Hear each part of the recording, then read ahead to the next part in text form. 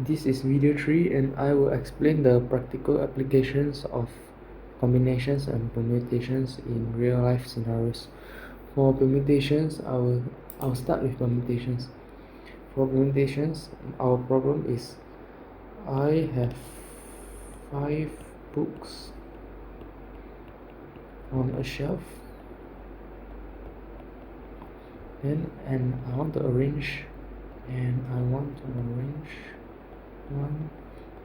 arrange three of them.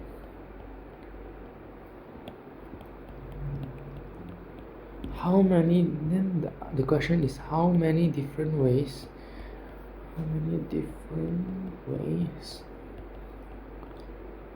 I can arrange the 3 books.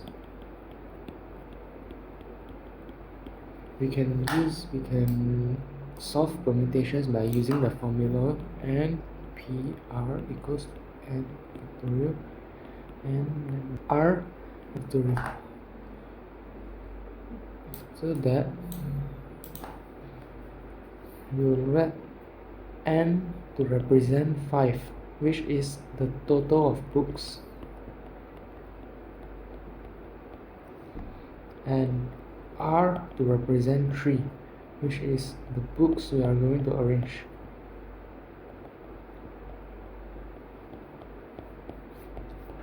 By using this formula, we will have by using this formula 5p3 is equals to 5 factorial 5 minus 3 factorial equals to 5 factorial 1 factorial. And we can use calculator to solve this, and it will be 120 divided by 2, and answer is 60. So there are 60 different ways that we can arrange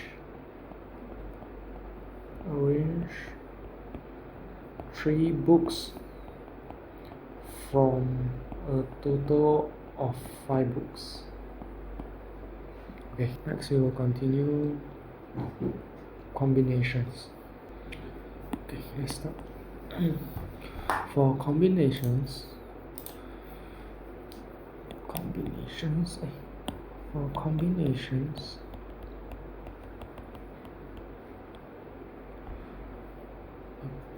our real life scenarios are: a coach will need to select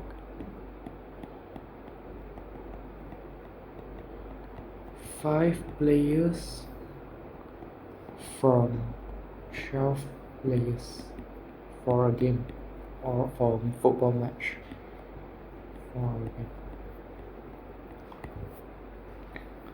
How many different teams can be selected?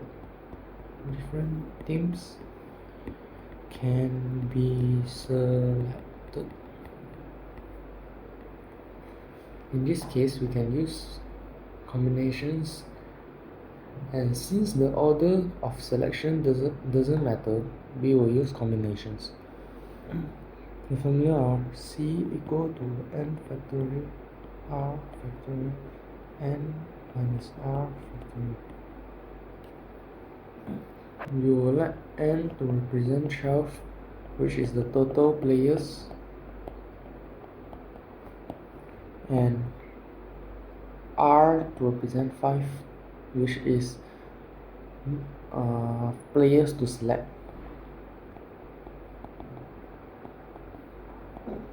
By using this formula, C equals to N, we will replace it with 12, and R we will replace it with 5. 12 minus 5 is equals to 12, 5, 7 factorial.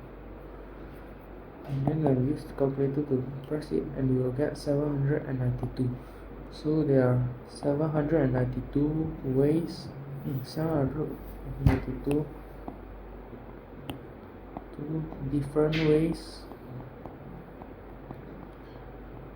to select a team of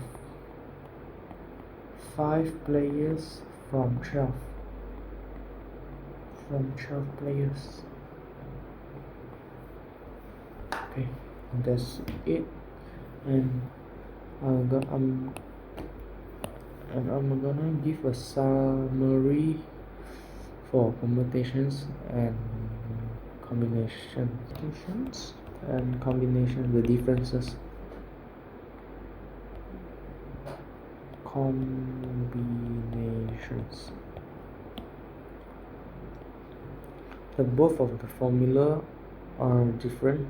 For permutation, the formula will be n factorial n minus 3 n minus r, and for combination our formula will be n r n minus r. Are we going to use permutations? Permutations will be used when the order of selection matters.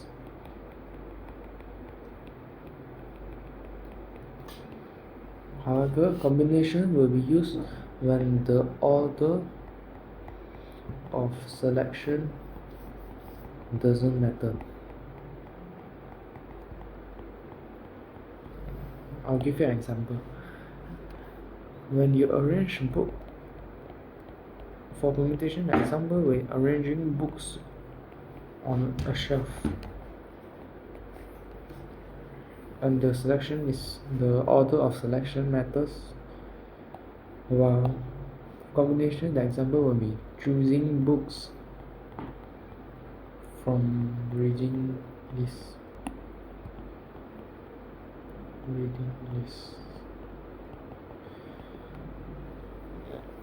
We will use permutation when arranging, ranking, or sequencing the selection. Then we will use combination when selecting a group or set without disturbing the order. Okay, that's it. That's it for question 3a. Okay. For question 3b, we will focus on recurrence relation in real life scenarios. We will assume that the growth of population using the recurrence relation an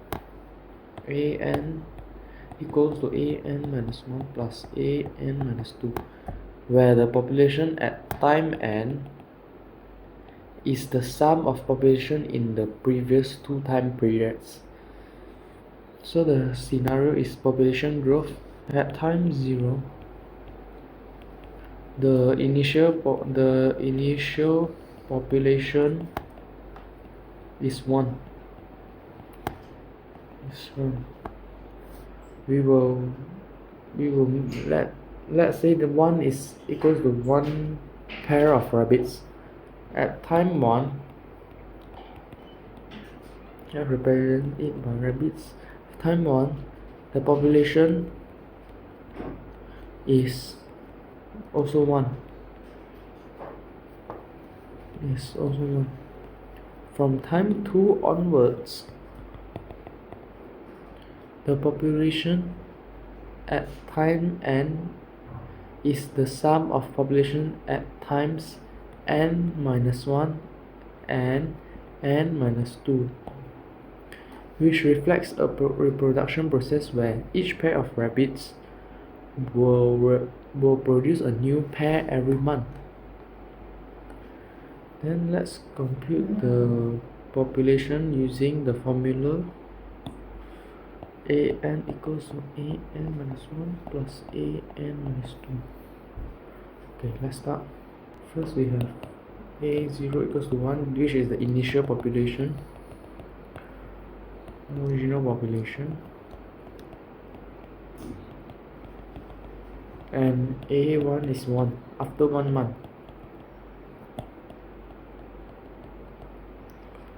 How to find a2?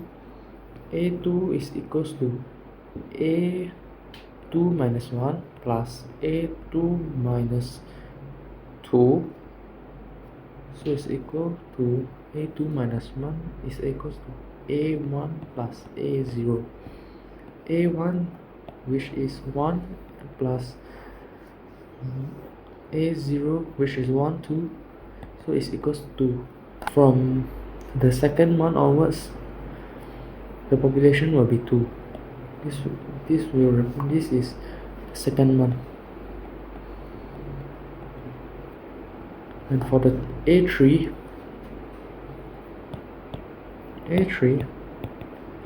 is equals to A3 minus 1 plus A3 minus 2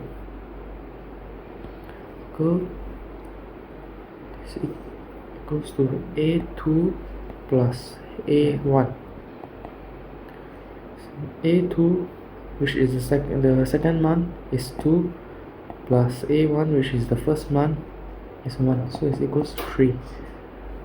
3 is in the third month, and we will continue until A6, which is the sixth month. A4 will be A4 minus 1 plus A4 minus 2 is equal to A3 plus A2, which is equal to A3 is 3, A2 is 2, so it's equal to 5. During the fourth month, you will have 5 rabbits. 5. Then A5, we will have A4 plus A3. A4 is 5 and A3 is 3.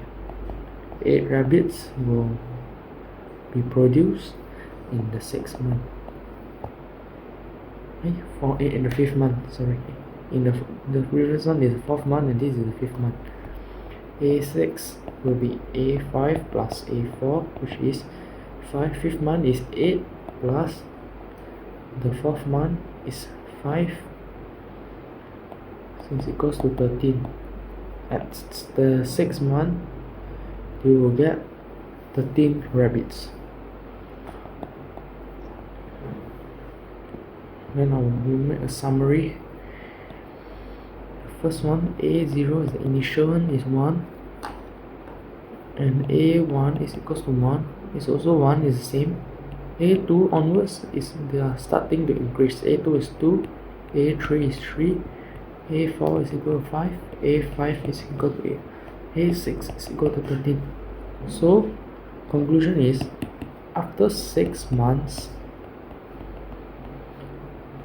the population of rabbits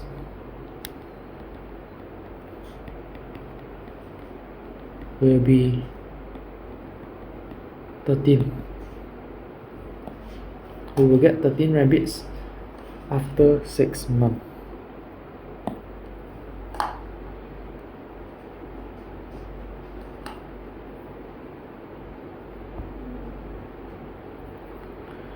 The recurrence relation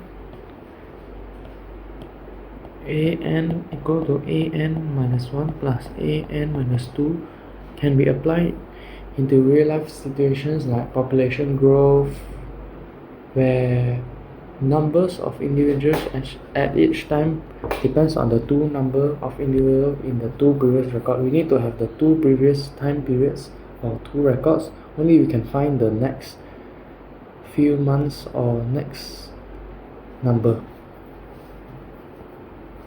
Okay, that's all for question 3. Thank you.